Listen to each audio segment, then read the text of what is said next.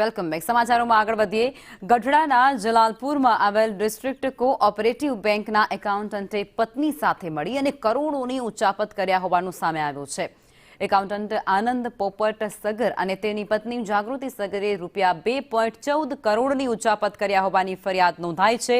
આનંદ સગરે 51 ખાતામાં ગોલમાલ કર્યા હોવાનો ખુલાસો થયો છે અને તેમણે જાગૃતિના પર્સનલ એકાઉન્ટમાં નાણાં ટ્રાન્સફર પણ કર્યા હતા.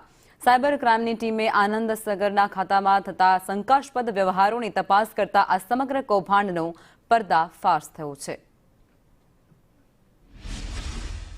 હા, થોડાક દિવસ અગાઉ અમારા અહીંના કર્મચારી દ્વારા એક ઉચાપતનો મામલો ધ્યાન ઉપર આવેલો.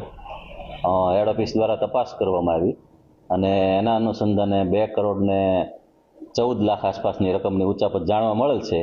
આ બાબતે હેડ ઓફિસની સૂચના મુજબ પોલીસ સ્ટેશનમાં ફરિયાદ કરવામાં આવી છે. કુલ રકમ જોવા જઈએ તો કુલ 2,14,99,000 આસપાસની આ જે રકમ થાય છે અને 50 જેટલા ખાતા ધારકો થાય છે. તેમાં BNSની યોગ્ય કલમો હેઠળ ગુનો છે તે દાખલ કરવામાં આવે છે. આમાં કુલ 2 આરોપી છે. હાલમાં તેઓએ ફરિયાદ આપ્યા પહેલાં આ આરોપીઓ છે તે ઘરેથી ફરાર થઈ ગયા છે. આથી તેમની શોધખોળ છે તે પોલીસ દ્વારા કરવામાં આવી રહેલ છે.